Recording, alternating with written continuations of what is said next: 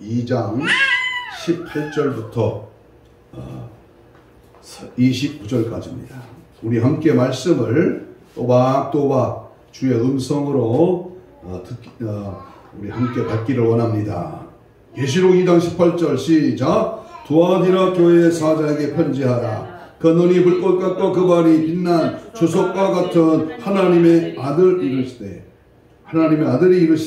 내가 네 사업과 사랑과 믿음과 섬김과 인내를 아노니 네 나중 행위가 처음 것보다 많도다. 그러나 내게 책망할 일이 있노라. 자칭 선지자라 하는 여자 이세벨을 네가 용납하였으니 이가 내 종들을 가르쳐 깨워 행음하게 하고 우상의 제물을 먹게 하는도다.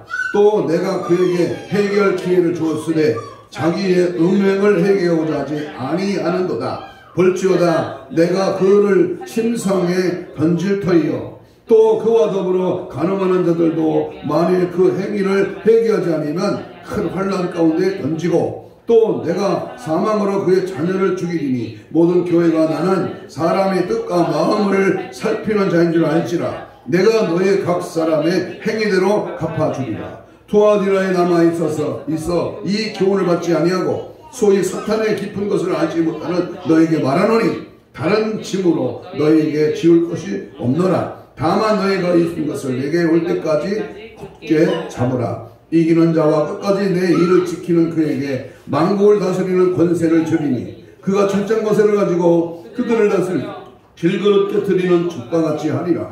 나도 내 아버지께 받은 것이 그러하니라. 내가 또 그에게 새벽벌을 주리라. 귀 있는 자는 성령이 교회들에게 하시는 말씀을 들을지어다. 아멘.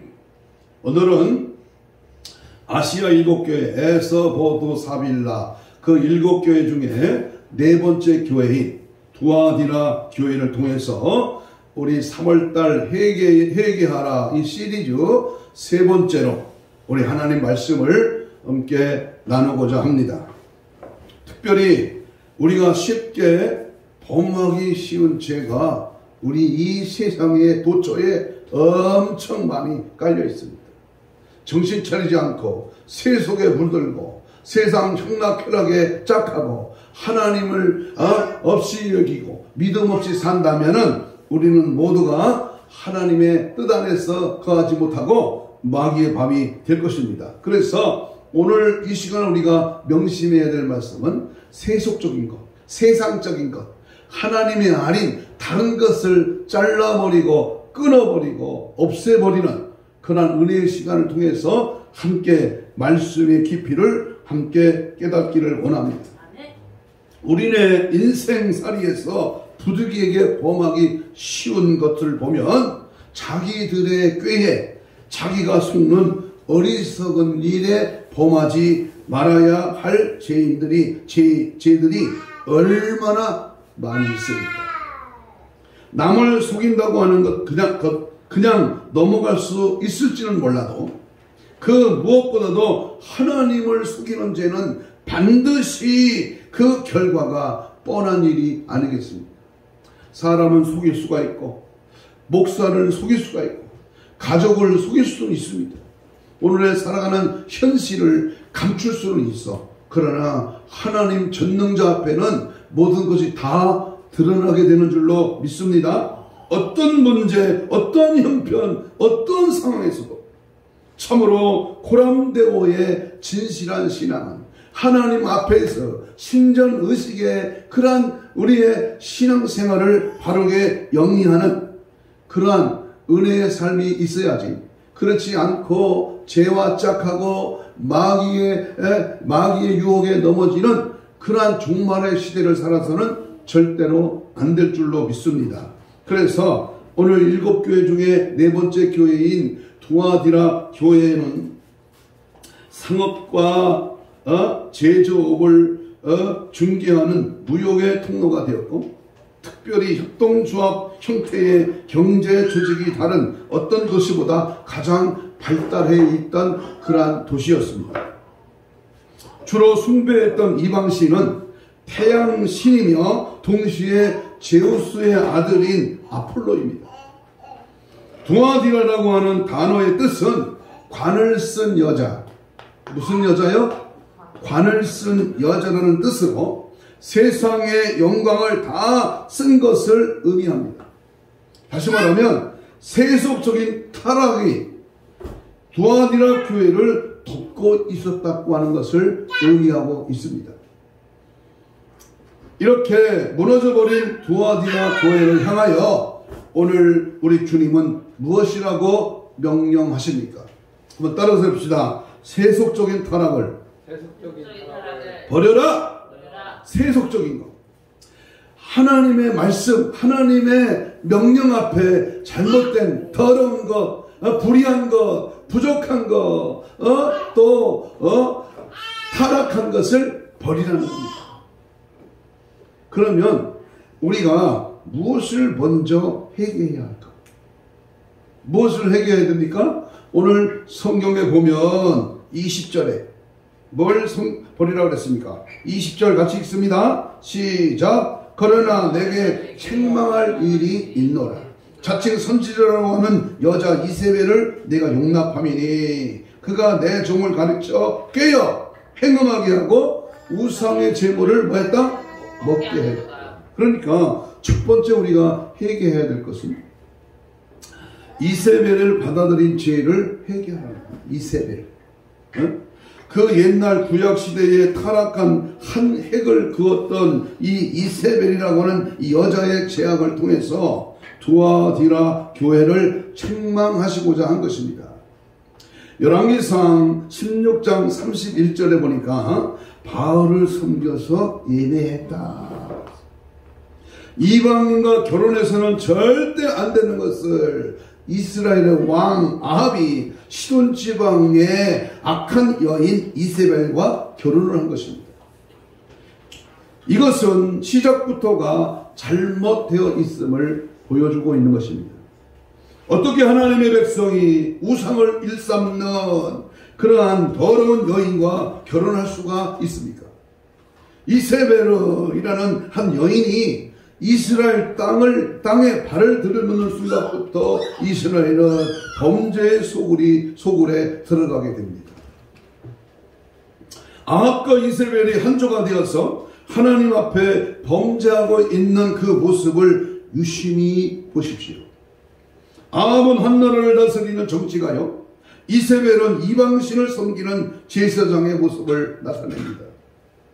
아합과 이세벨이 한조가 되었어 하나님 앞에 정치와 종교가 하나 되는 모습을 여기서 유심히 지켜봐야 됩니다.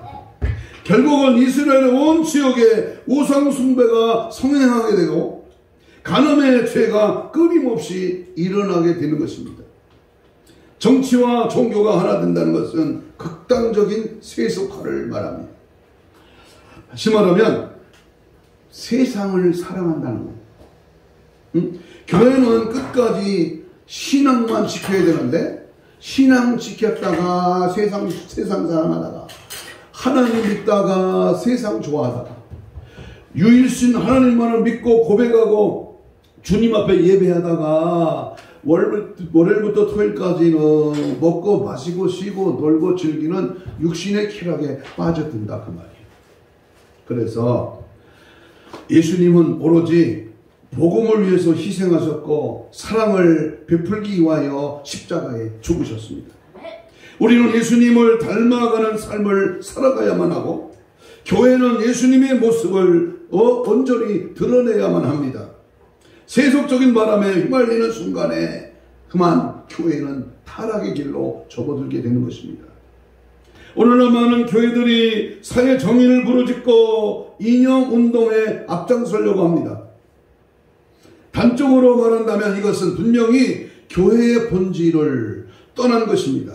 교회가 왜 존재합니까? 죄인들은 이스라엘 앞으로 예수님 앞으로 초청하여 복음을 듣게 하고 예수님을 영접하여 천국에 들어갈 수 있게 해주기 위해서 하나님의 교회가 존재하고 있지 않겠습니까? 또한 천국에 갈 때까지 건강과 평안을 지켜주는 것이 바로 교회가 아니냐 그 말입니다.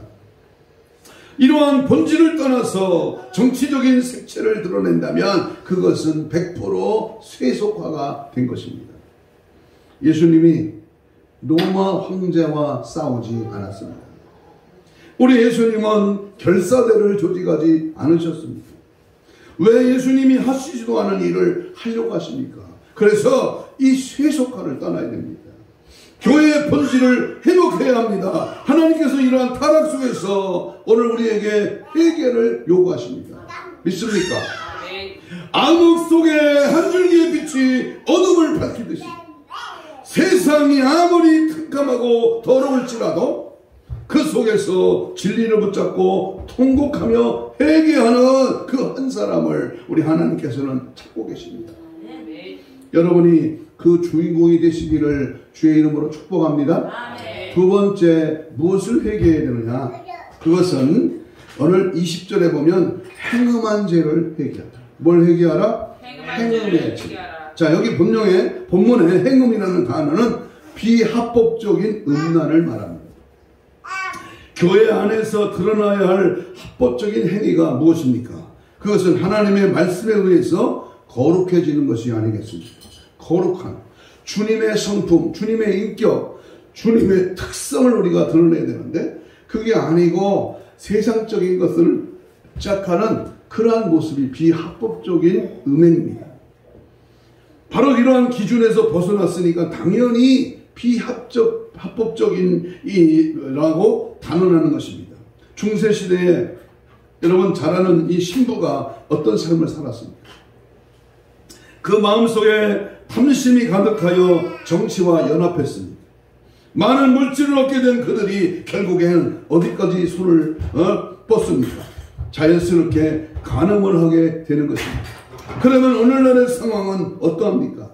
음란이 판을 치고 있지는 않습니다. 오늘 교회 오면서 우리 옆에 앉은 우리 김수희 목사님하고 이런 대화를 자꾸 하고 있습니다. 교회가 부해지고 교회가 돈이 많아지고 교회가 점점 왕성하니까 그만 하나님 앞에 등 따스고 배부르니까 교회들이 타락하기 시작했다. 기도 안 하지요? 말씀 안 보지요? 영적인 예배를 사모하지 않지요? 믿음 없이 살지요? 그러니까 점점 교회가 세속화되고 있다 그 말입니다. 혼인, 빙자, 간음죄가 없어진다고는 소식을 보십시오. 이것이 도대체 무슨 말입니까? 성적인 문제에 대해서는 국가가 개입하지 않겠다는 것입니다. 규제가 있어도 타락해가는 현실 속에 그 끝마저 없어진다면 어떤 결과가 벌어질지 자명한 일입니다. 이러한 간음죄가 날이 갈수록 심각해지는 이유가 무엇일까요? 결론부터 말한다면 죄의식이 없기 때문입니다. 따라서 봐요. 죄의식이 없다. 죄를 지어도 그것이 죄인 줄 모릅니다. 이게 가장 무서운 현대판, 오늘 우리가 살고 있는 이 시대에 일어나는 하나님의 징계의 음성입니다. 죄의식을 몰라. 무례해. 하나님의 말씀이 내게 들려줘도 그 말씀이 내 심령팍에 꽂히지를 않아요. 누구나 다 그렇게 살기 때문에 그것이 마치 정상적인 삶인처럼 여깁니다. 얼마나 어리석습니까? 영적 소경과 같은 그들을 어찌해야 합니까? 참으로 답답합니다. 이 두아디라 교회가 이와 같지 않았느냐라고 오늘 주님이 우리에게 말씀하고 계시는 겁니다. 회개할 기회가 주어졌지만은 그들은 결코 회개하지를 않았습니다. 21절을 읽겠습니다. 본문 2장 21절입니다. 시작. 또 내가 그에게 회개할 뭘 줬다? 기회를 주었으되 자기 음행을 뭐하지 않았다? 회개하지 아니하는다. 죄의식이 사라진 영적 불구와 같은 모습의 단면을 확연히 드러내고 있는 것입니다. 어찌하여 회개하지 않습니까? 어찌하여 돌아오지 않습니까? 진정 죄 가운데 빠져 죽으려고 한단 말입니까? 가장 무서운 죄가 죄인 줄도 알고 죄 가운데 빠져 있으면서 죄와 짝하고 사는 이 죄의 심각성을 끊어버리지 못하는 데에 참으로 심각한 일입니다. 아무리 외쳐도 돌아서지 않았던 이 강팍한 백성들을 향해 통곡했던 예수님의 외침은 다시 증거하지 않을 수가 없습니다. 마태복음 11장 21절에 화 있을진저 고라시나, 화 있을진저 벳세다야, 화 있을진저 천안시야, 화 있을진저 서울 장안이요, 화 있을진저 대한민국이요. 너희가 행한 모든 권능을 두로와 시돈에 행하였더라면 그들이 벌써 베옷을 입고 죄에 앉아 회개하였으리라. 더 이상 지체할 수가 없습니다. 주님 오실 날이 임박한 이때에 주어진 기회를 놓치지 마십시오. 회개하라.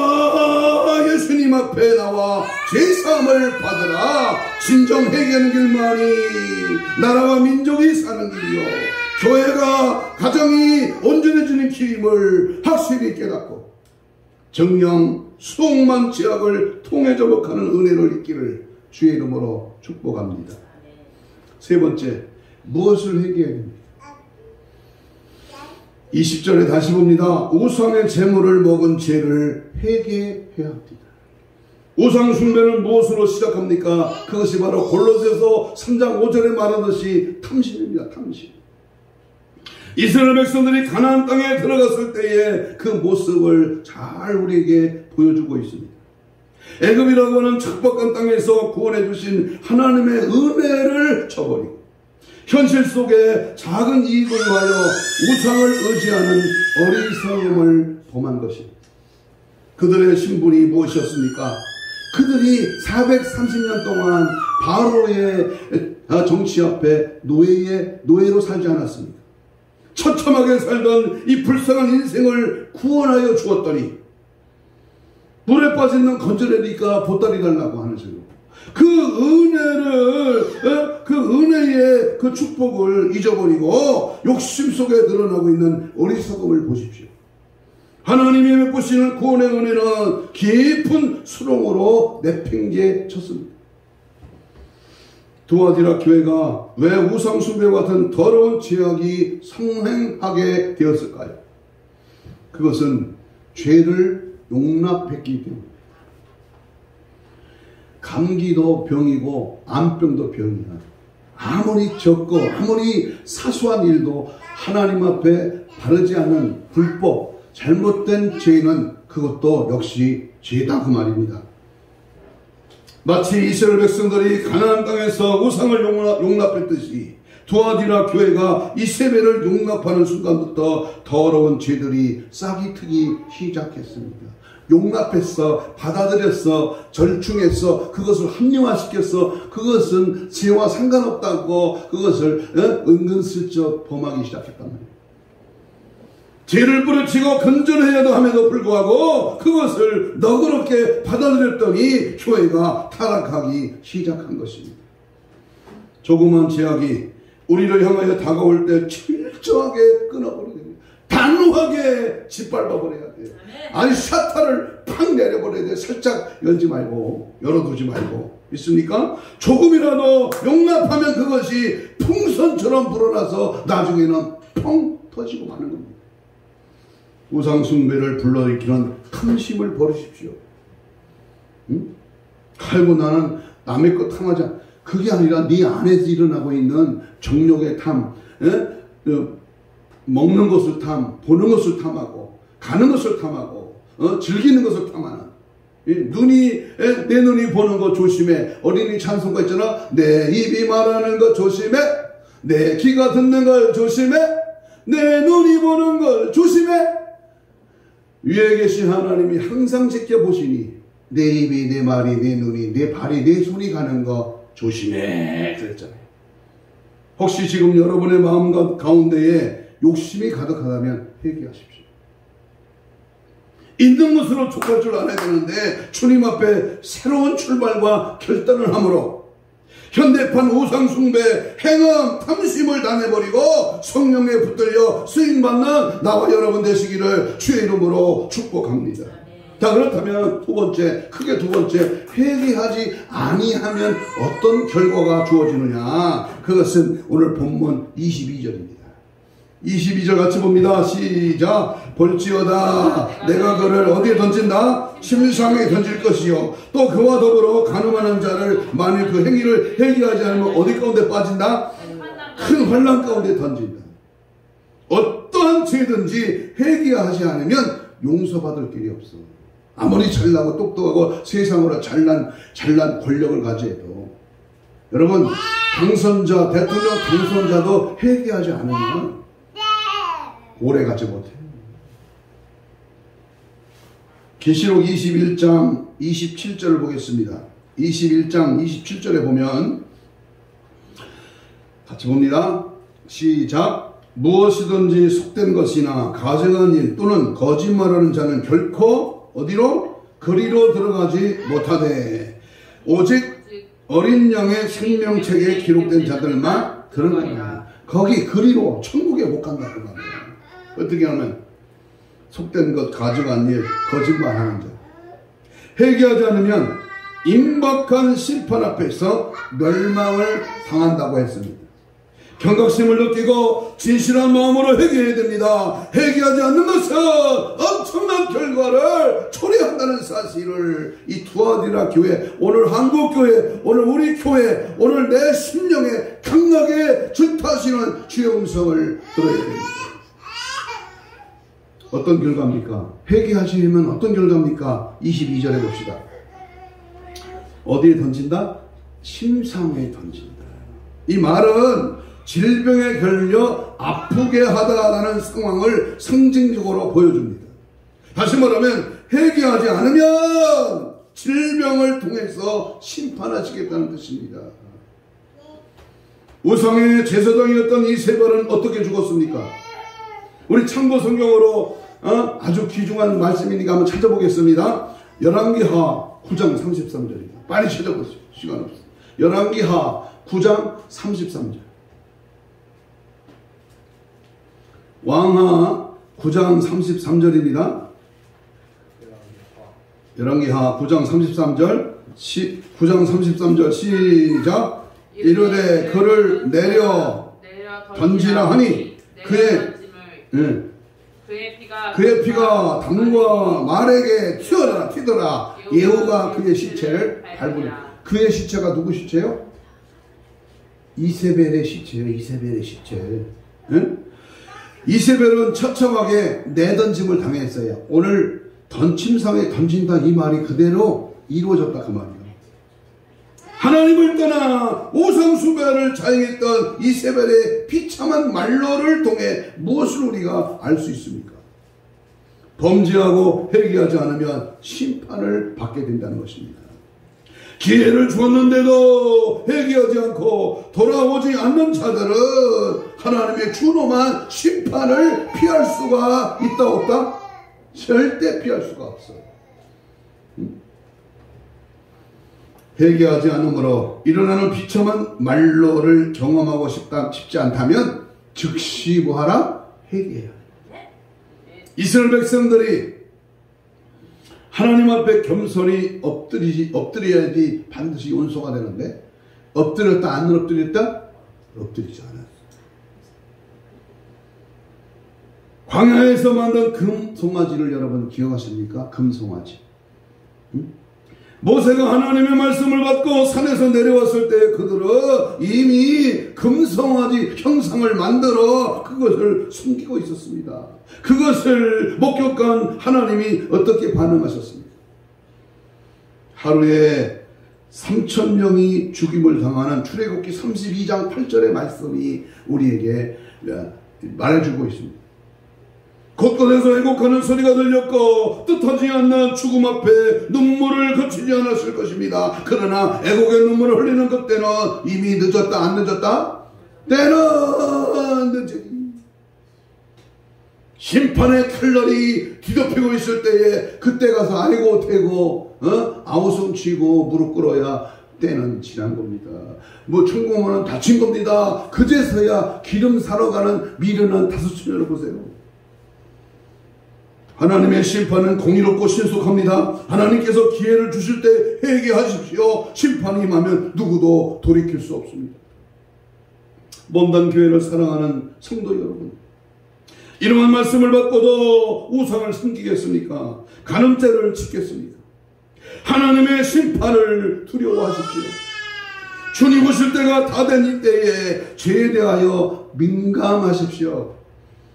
그래도 깨닫지 못한 자들은 오늘 본문에 침상에 내던진다. 침상은 심판을 말합니다.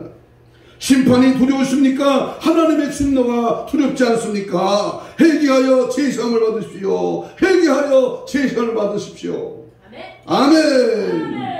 두 번째, 회개하지 않으면 어떤 결과를 맞이합니까? 22절에 환난 가운데 던진다. 여기 환난은 압박이나 고통이라는 의미를 갖습니다. 다시 말하면 환난 가운데 던진다고 하는 것은 많은 어려움을 주겠다 그 말입니다.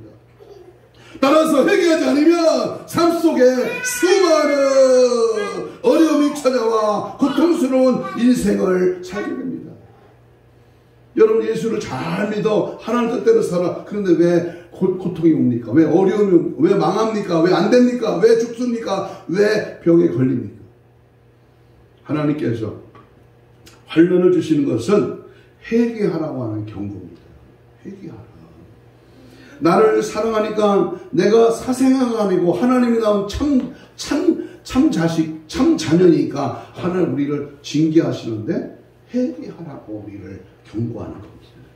고통 가운데 하나님께 부르짖으면 용서해 주실 뿐만 아니라 주셨던 환난도 거두어 가십니다. 다시 말하면 이스라엘 백성들이 노예를 살면서 고통 중에 부르짖었을 때에 하나님은 사사를 세워 그들을 구원하셨던 것입니다. 따라서 우리는 회개해야 됩니다. 다른 방법 없어요. 잘 나간다? 아이고 이제 우파 대통령이 섰으니까 이 나라는 이제